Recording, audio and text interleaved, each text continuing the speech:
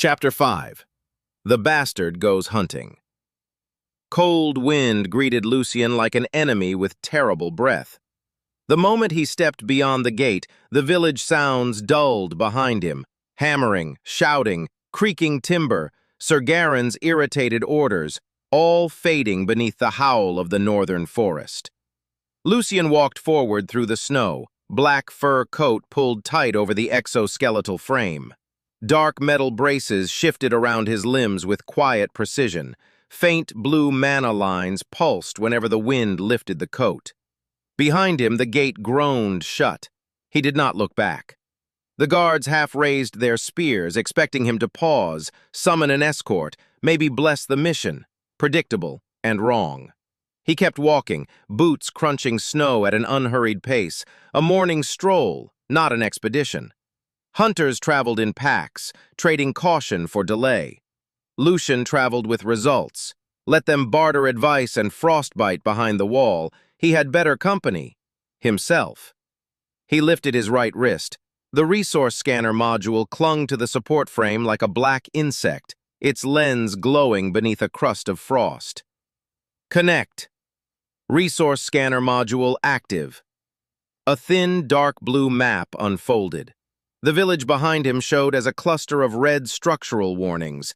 The gate glowed almost entirely red. Several wall sections flickered orange. 3 houses sat black. Still suicidal. Confirmed. I was insulting them, not requesting agreement. Correction accepted. The map expanded. Trees became vertical lines, snowbanks pale ridges, the forest floor layers of frozen soil and weak mana currents. Farther ahead, a dark blue stain pulsed near the forest line. There you are. Snow crunched underfoot as he approached. Mana pattern sight opened. Cold gained flow, density, pressure. Thin streams of pale blue mana drifted like invisible smoke. After several minutes, he reached a shallow depression half buried in snow and twisted roots. At first glance, nothing. Mana pattern sight peeled away the surface. Cold blue mana leaked upward through hairline cracks, pressurized like something below the forest was breathing. He brushed snow aside. Beneath lay a narrow split. Jagged roots curled around the opening, blue frost clung to the edges, crude scratches scored bark and stone, goblin-sized. Of course. Abnormal cold mana source located, analyzing. Dark blue light scanned downward, a rough underground outline unfolded, tunnels, chambers, mana pockets, many moving signatures. Ah. Subterranean structure detected. Classification, low-grade dungeon breach. Type, Goblin Nest. Closure condition, defeat boss or destroy core. Lucien glanced back toward the village. Broken wall, damaged gate, exhausted workers, 17 wounded, 4 weeks of food, 2 weeks of firewood, and now a live dungeon on his doorstep. His eye twitched. This world has no manners. He marked the location, set passive monitoring, and stepped away from the breach. The forest opened toward deeper snowfields and frozen grassland. 2 problems waited outside, food and BT. BT meant tools, prototypes to turn frostbite into warm rooms, broken walls into solid ramparts, and pointless labor into switches he could flip from a chair. Heaters, storage rigs, weapon frames, maybe even a decent bed. Comfort engineered, not prayed for. The thought tilted his lips upward.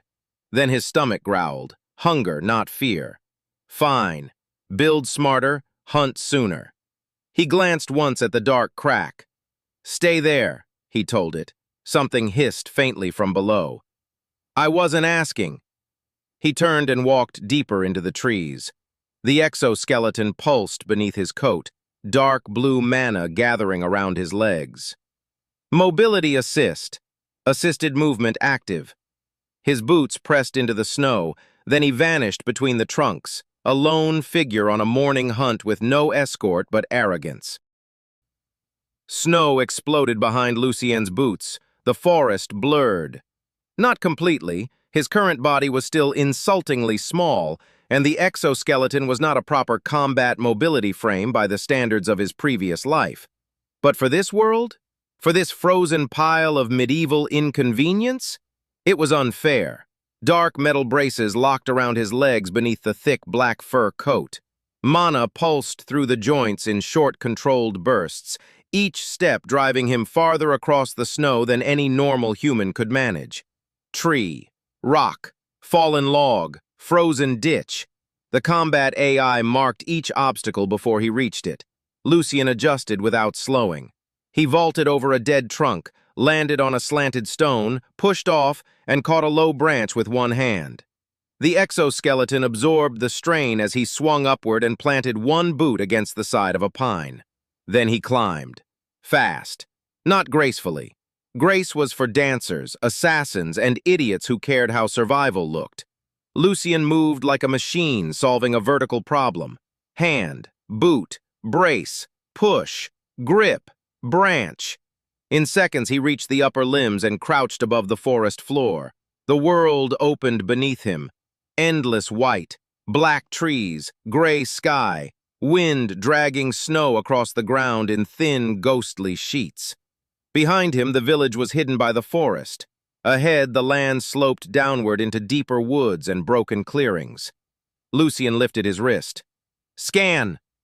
Resource scanner active. The map unfolded again. Weak signatures appeared, small, scattered, moving beneath snow, roots, and brush. Snow hair detected. Estimated edible yield, 1.3 kilograms. Lucien stared at the marker.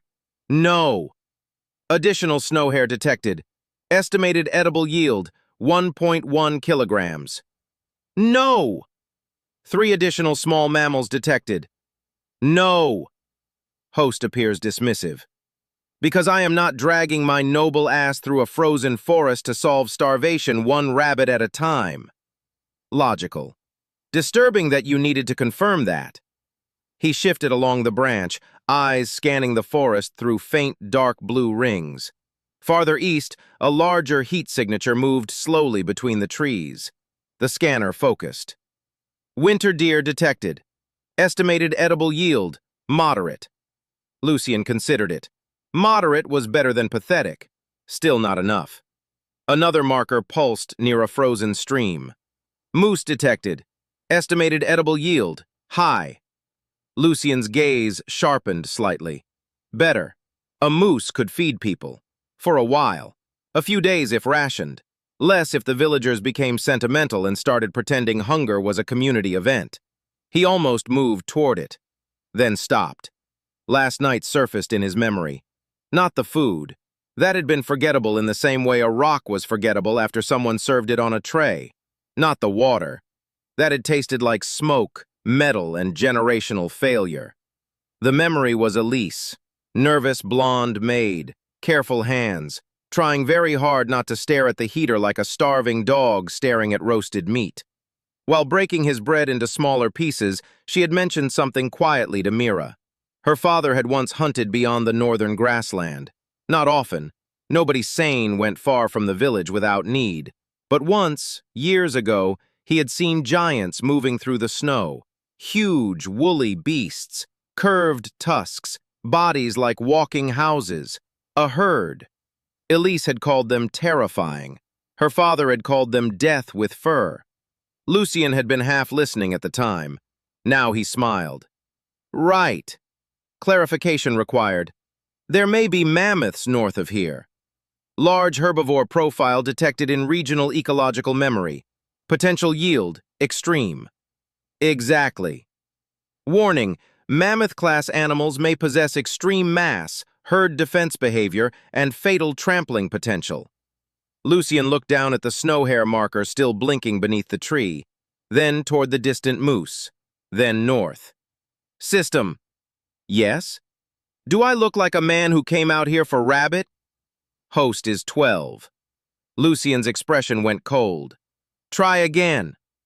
Host does not appear interested in rabbit. Better. He leapt from the branch.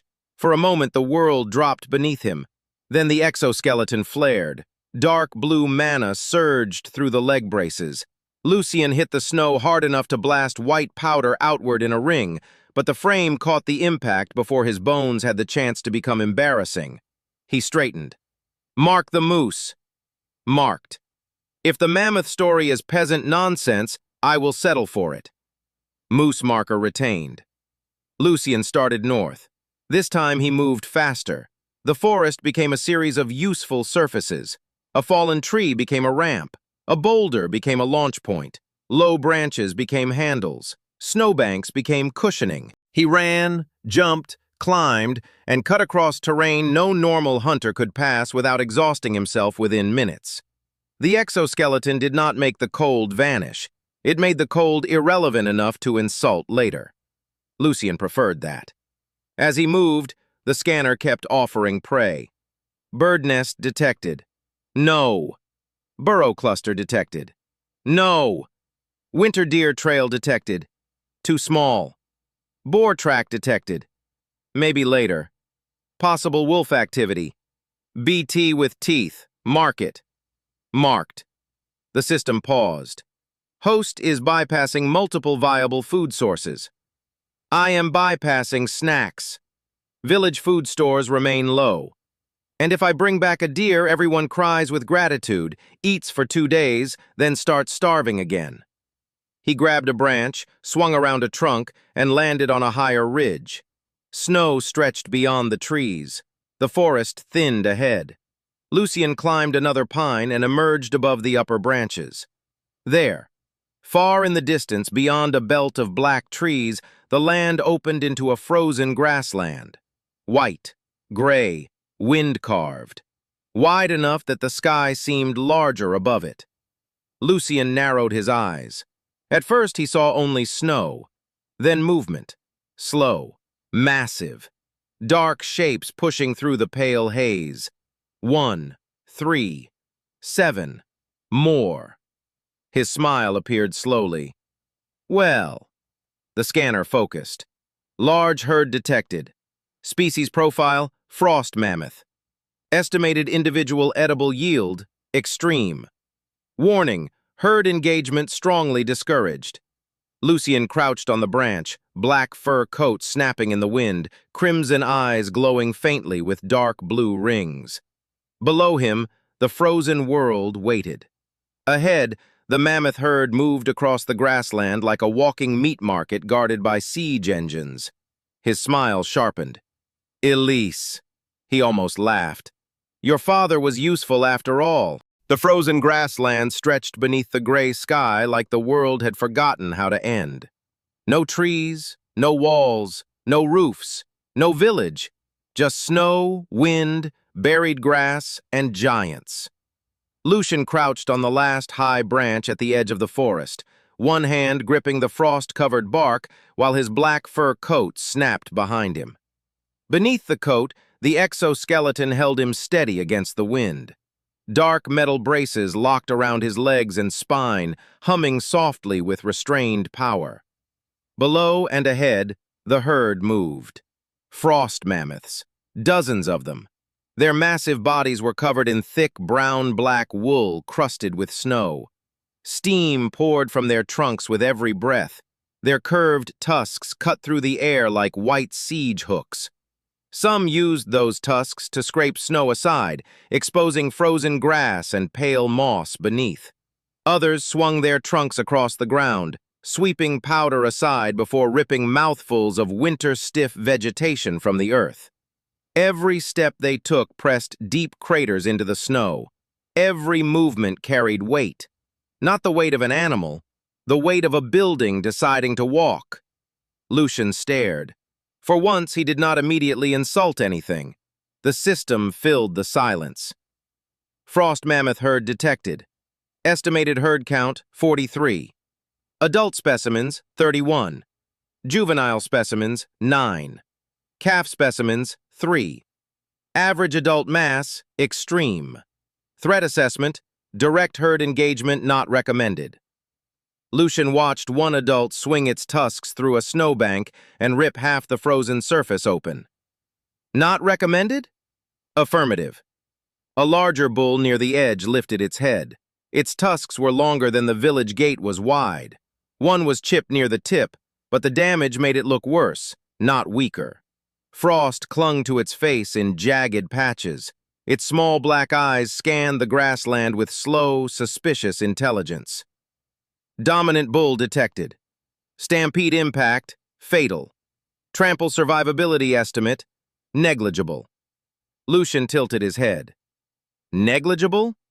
Host would become paste. Technical language is deteriorating. Clarification improves survival comprehension. Lucien's gaze moved across the herd. The system was right, annoyingly. The calves stayed near the center, surrounded by females. Younger adults fed in loose clusters, always close enough to respond if something approached. The largest bulls moved along the outer edges like living walls, watching the forest, the wind, and the open snow. Not stupid, not defenseless, not prey in the simple sense. A normal hunting party would die before reaching the first body. One frightened mammoth could crush a man by accident. 43 frightened mammoths could erase a village road, a hunting party, a wall section, and every idiot standing near it. Lucien's smile slowly returned. Wonderful! Host appears pleased. They are large enough to be useful and dangerous enough to make killing one worth bragging about. Host's priorities remain concerning. They remain efficient. He shifted lower on the branch and activated a deeper scan. The resource scanner lens pulsed. A thin, dark blue overlay swept across the herd. The first few results appeared. Specimen scan incomplete. Dense wool and cold mana adaptation interfering with precise internal reading. Estimated edible yield per adult, extreme. Hide value, high. Fat value, high. Bone value, high. Tusk value, high. Transport difficulty, severe. Lucien clicked his tongue. There it is. Food was only half the problem. The other half was moving it.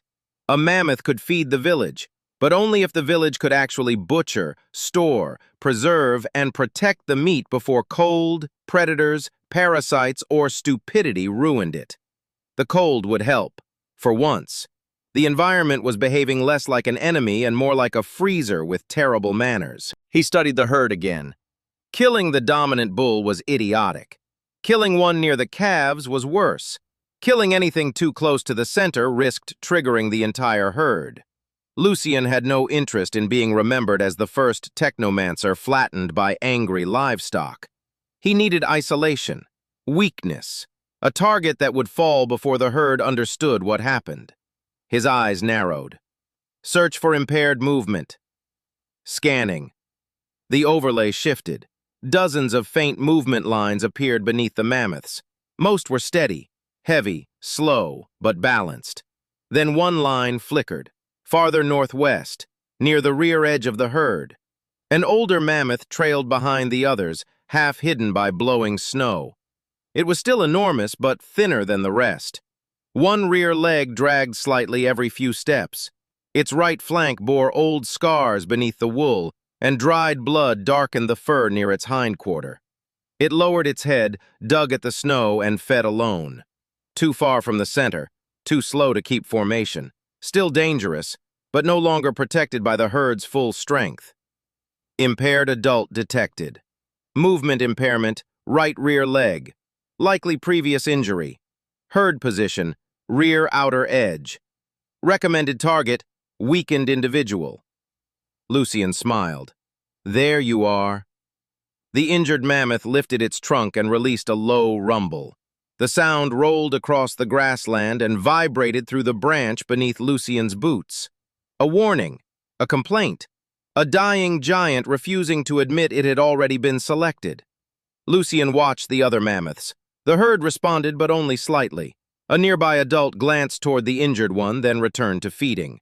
The dominant bull looked once, snorted steam into the air, and turned away. Good. The injured one still belonged to the herd, but barely. Lucien could use barely. Recommended hunting method, avoid frontal approach. I am aware tusks exist. Recommended strike zones, femoral artery, rear tendon structure, lower throat, eye socket, inner foreleg. Lucien stared at the list. Eye socket? High risk, high certainty route to brain trauma. I am not climbing its face unless absolutely necessary. Prudent. That sounded surprised. No comment. Lucien began moving along the tree line. He did not drop to the open grassland yet. The forest edge gave cover. Uneven terrain gave angles. The wind blew from the herd toward him, carrying their scent away instead of delivering his own to them. Useful. He moved from branch to branch where possible, then dropped behind a snowbank and crossed low between the last trees. The exoskeleton adjusted each step. No wasted pressure, no snapping branches, no deep crunch unless the wind covered it. For all his complaints, the combat AI drew route options across his vision. Approach path 1, too exposed. Approach path 2, too close to the bull's line of sight. Approach path 3, low ridge, snow depression, broken stone, final sprint from blind angle. Lucien selected the third. The injured mammoth continued feeding. It pushed snow aside with one tusk, dragged its weak leg forward, and leaned its enormous weight onto the stronger side. Every flaw became clearer as Lucien approached. Uneven gait, slow pivot, reduced awareness on injured side, heavy breathing after short movement, minor cold mana buildup near the wounded leg. The system updated. Target condition confirmed. Threat level, high if alerted. Threat level, manageable if first strike succeeds. Lucien crouched behind a frozen ridge. The mammoth stood beyond it, perhaps 30 paces away. Too far for a normal boy. Not too far for him. Its flank faced him now. The artery path glowed faintly beneath the wool in his vision. Not perfectly. The hide was thick. The fat layer was heavy. The muscle beneath was dense. His forearm blade would need speed, angle, and power. A shallow cut would only enrage it. A bad cut would ruin the opening. A slow cut would get him crushed. Lucien flexed his right hand. The carbon fiber blade unfolded under the edge of his coat, black and silent. He lowered his breathing. The herd shifted in the distance. The dominant bull turned away. The injured mammoth took 3 limping steps farther from the others. 1, 2, 3. The distance between it and the herd widened. Lucien's smile vanished, not from fear, from focus. Assisted combat synchronization available. Enable. Active. Muscle output assist ready. Recommended action. Wait. Lucien waited. The mammoth lowered its head again.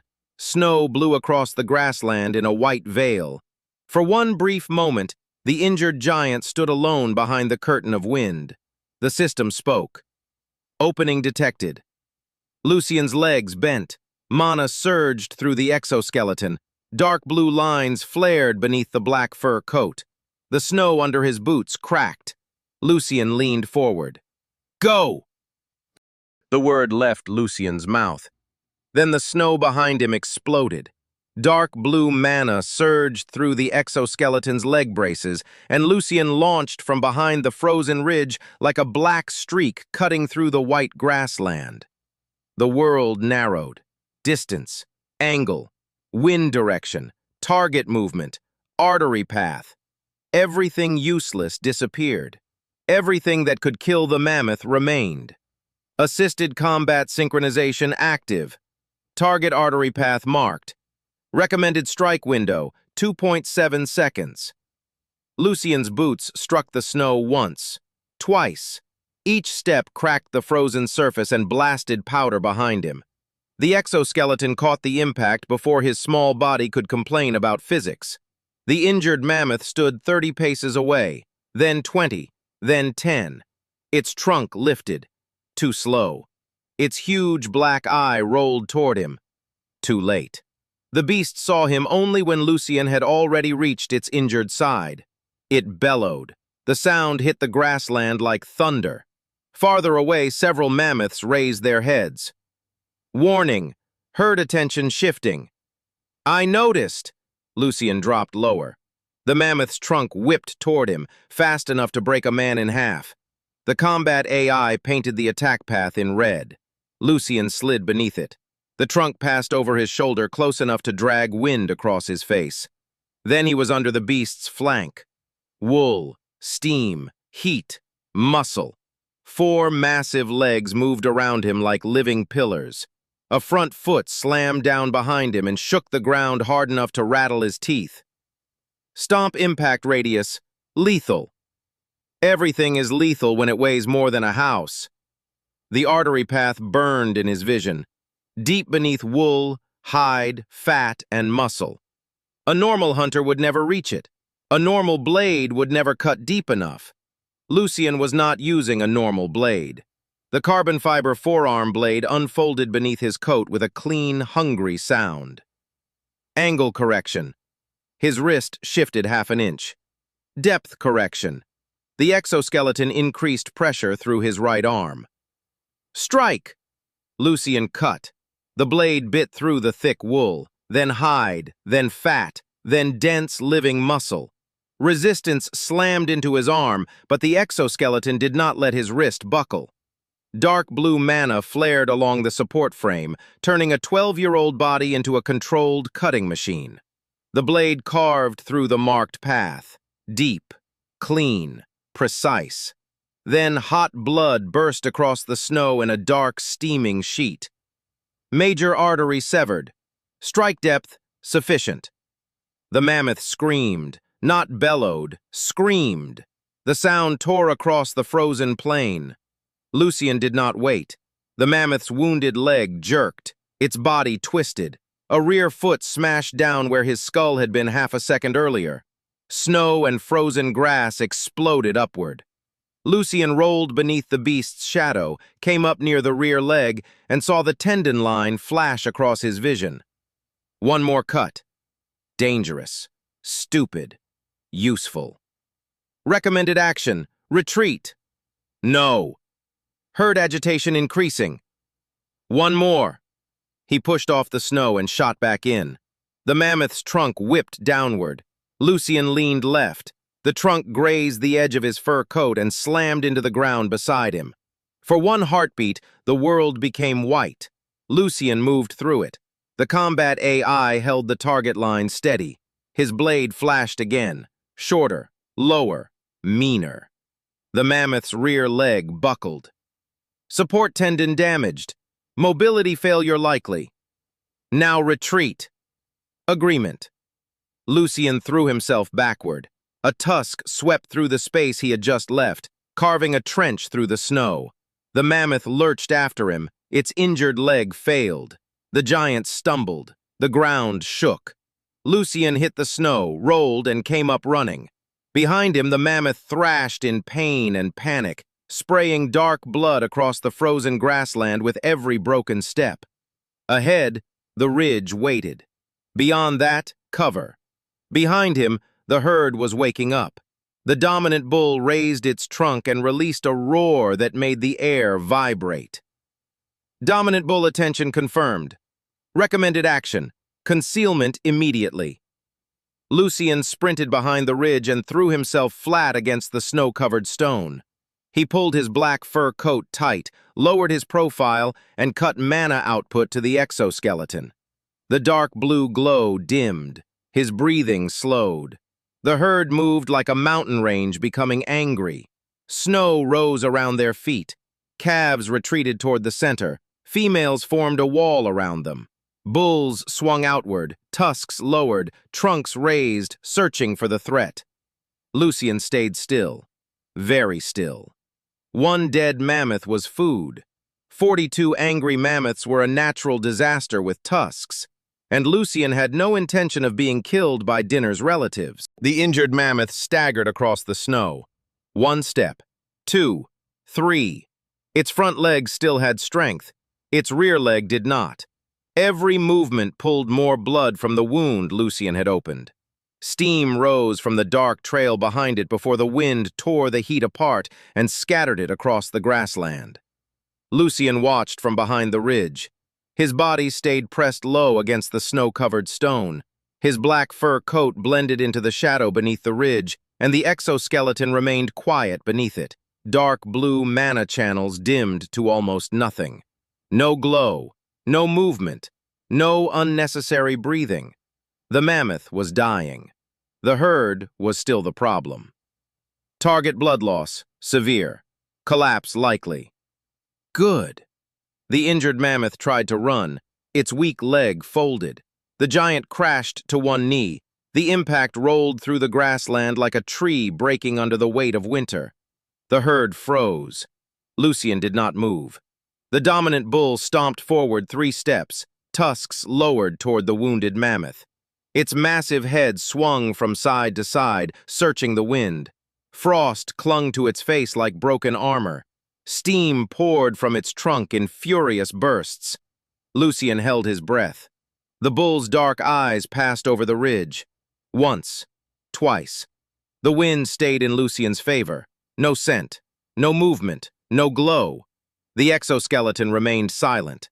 The bull snorted, blasting steam into the air. Several females pulled the calves closer to the center. The younger mammoths shifted nervously, their huge bodies forming a wall of fur, tusks, and muscle around the smallest members of the herd. Then one adult rumbled. Low, deep, urgent. Another answered. The herd understood danger. Not Lucien specifically, not yet. But blood, weakness, predators, death.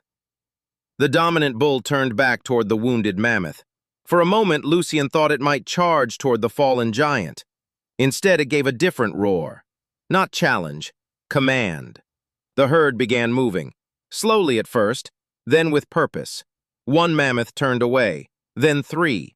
Then the cluster around the calves shifted farther across the grassland, away from the blood-scented snow. They did not panic. They did not stampede. They abandoned. Lucien's mouth curved faintly. Nature is practical after all. Herd behavior, defensive withdrawal. Cowardly, protective. Same result. The injured mammoth released a broken cry. The sound followed the herd across the snow, deep and desperate, but the others did not return. Good. Lucien preferred no drama, but if the world insisted on giving him drama, at least it could give him edible drama. The wounded mammoth tried to rise again. For one moment, it almost managed it. Its front legs pushed hard against the snow, its trunk curled. Its tusks scraped the ground, carving long trenches through the frozen grass beneath the white crust. Then its rear legs slipped. The giant fell again, harder. Snow shook loose from the ridge above Lucien's head. Target mobility, failing.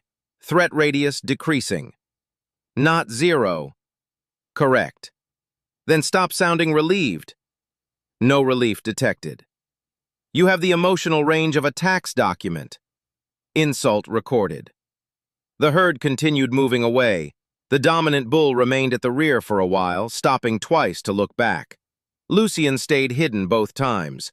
He had no interest in making eye contact with a walking siege tower. Finally, the bull turned and followed the herd. The distance widened. The thunder of their steps faded. Only the wounded mammoth remained. Lucien waited longer. 1 minute. Then another. The mammoth's breathing grew slower. He could hear it even through the wind, heavy and uneven, like an old bellows being crushed under too much weight. The combat AI lowered several threat markers. Not all. Enough. Lucien rose from behind the ridge. Snow slid from his coat. The mammoth saw him. Its huge, dark eye locked onto him. For a second, the beast tried to lift its trunk. The movement failed halfway. Lucien stayed outside the reach of the tusks. The system painted the danger zone anyway. Trunk strike range reduced. Tusk sweep range active. Recommended approach, rear left angle. I am not walking into the tusks. Prudent. You keep sounding surprised. No comment. Lucien circled wide. The mammoth tried to turn with him. Its weak leg buckled again. This time the whole body tipped. The giant collapsed onto its side. The impact punched a wave of snow outward and sent a dull boom rolling across the grassland. Then stillness. Not complete. Its chest still moved. Slow, heavy, fading. Lucien watched. He did not rush in. A dying animal could still kill a careless idiot. Several seconds passed. The mammoth's breath weakened. The steam from its trunk thinned. The combat AI lowered the threat markers one by one. Cardiac output failing. Muscle response declining. Threat level decreasing. Lucien stepped closer. The mammoth's eye followed him. Large, dark, ancient-looking, annoyingly emotional. Lucien stopped near the rear flank, beyond tusk range, and looked down at the beast. "You were not my first choice." The mammoth exhaled. A long, low breath stirred the snow. Lucien's expression remained flat. "But you were the most efficient." The beast did not move again. The system chimed. Large frost-adapted beast eliminated. Frost mammoth acquired. Territory food source secured. Predatory efficiency bonus applied. Entertaining hunt evaluation. Favorable. BT acquired, 96. Lucien blinked. Entertaining? Correct. Who was entertained? Classified. His expression darkened. I hate sponsors. Correction. Host enjoys being rewarded by sponsors. I hate accurate sponsors. Accepted. A new line appeared. Current BT balance, 98. Lucien stared at the number. 98. Not enough for the organic recycler. Not enough for a proper furnace. Not enough for the prettier things still locked behind price, materials, and the system's irritating sense of restraint. But enough for water, field supplies, maybe preservation materials, maybe something edible that did not taste like smoke, poverty, and village despair. His mood improved by a fraction. Then he looked at the mammoth. The improvement died. The corpse was enormous. Even lying on its side, it rose higher than Lucien's head. Its wool was thick enough to hide half the wound. One tusk curved into the snow like a pale arch. Its body looked less like prey and more like a collapsed house covered in fur. Meat, hide, fat, bone, tusks, sinew, organs, cold-adapted materials, a fortune in the snow. Also a logistical insult. Lucien sighed. Of course, the food has to be inconvenient. The northern gate had not stopped groaning since morning. Every time the wind struck the damaged wooden doors, the frame shifted in its braces and shed another dusting of frost. 2 carpenters worked near the hinges, while 3 militiamen held a replacement beam in place. Above them, guards watched the forest. Not because they expected Lucien to return, because after the previous attack, nobody trusted the trees anymore. Sir Garran's voice carried across the village from the damaged wall.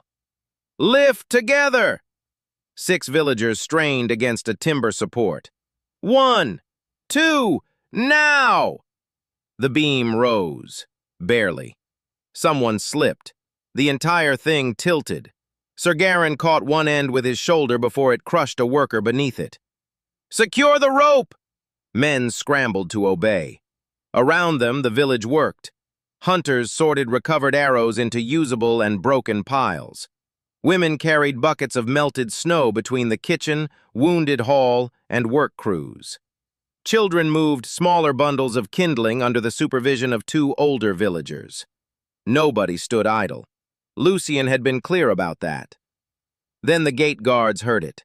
Scrape. One of them turned toward the forest. The sound stopped. Wind passed through the trees, bending snow-heavy branches and carrying loose powder across the road. The guard narrowed his eyes. What was that?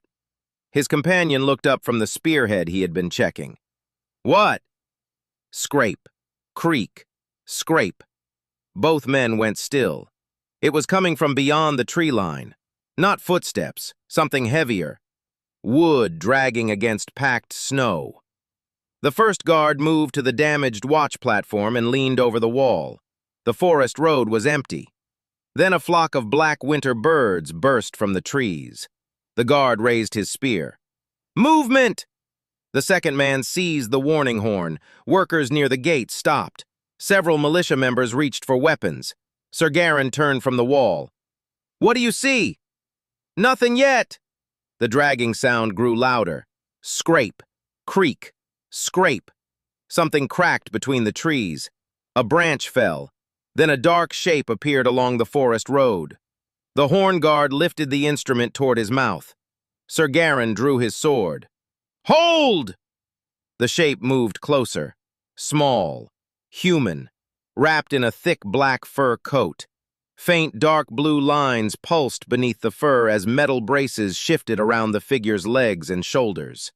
The guards slowly lowered their weapons. "Young master?" Lucien emerged from the forest. Snow covered his boots, coat, and black hair. A thick rope crossed his shoulder and connected to something still hidden among the trees behind him. His expression suggested the forest had personally offended him.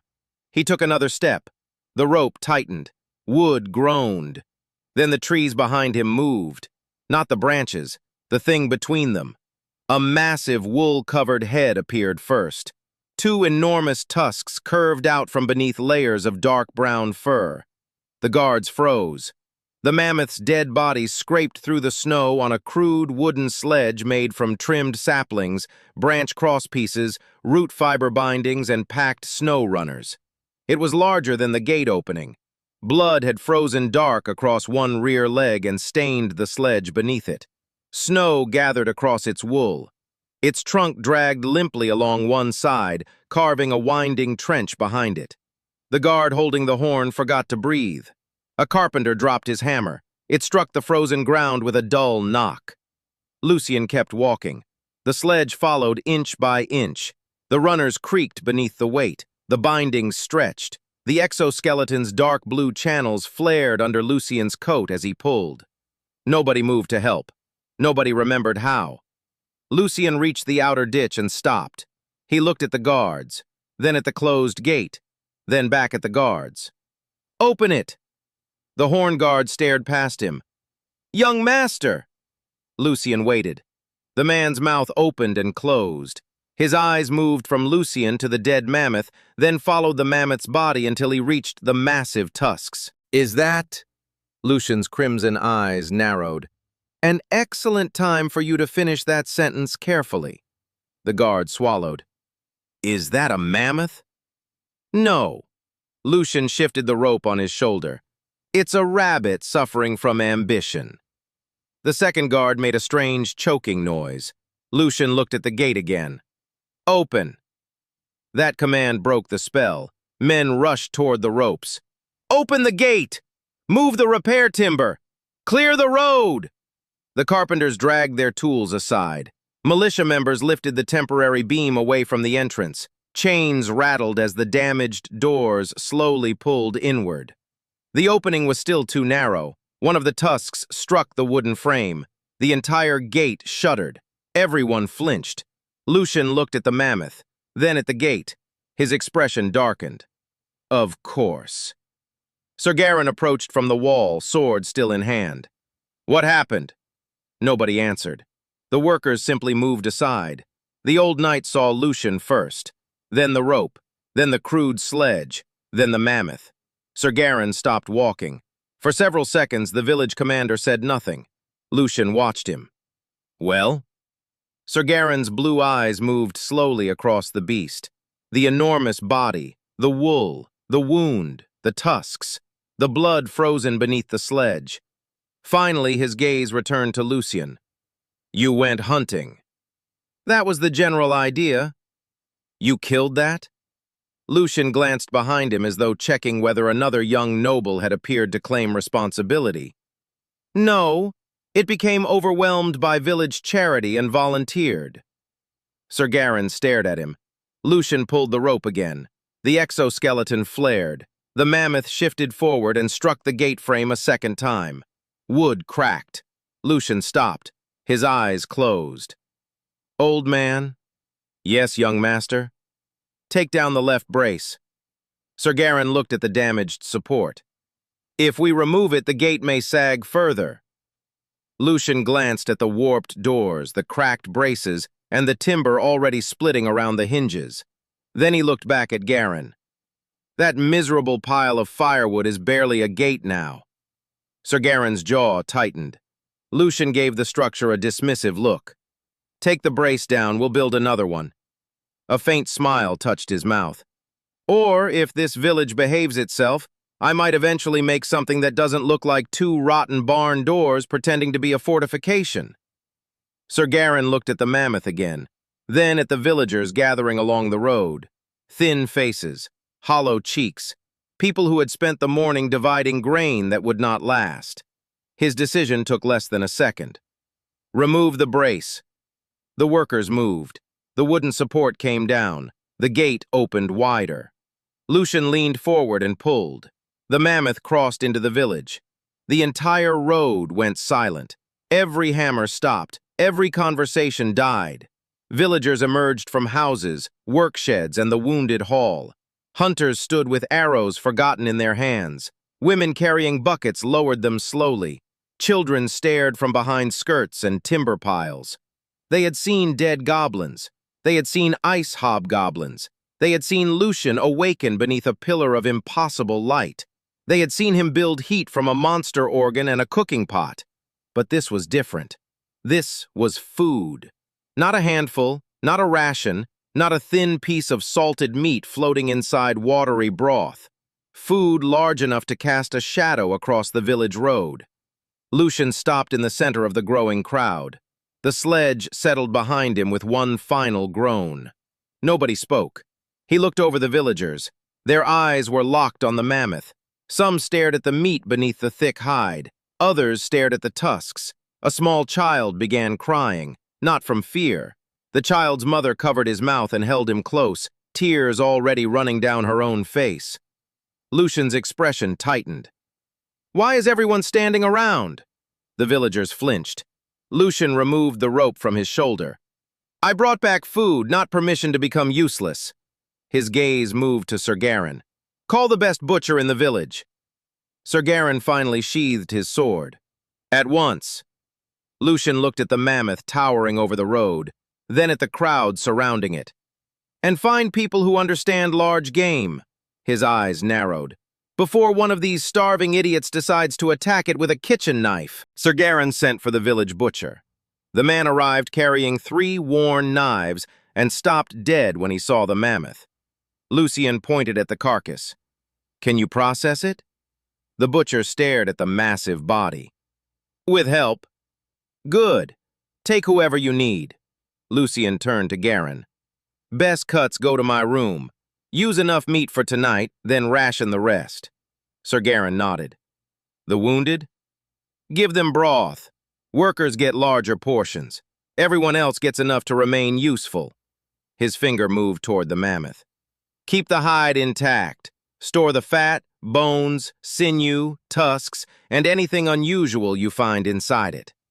The butcher blinked. "Everything?" Lucien looked at him.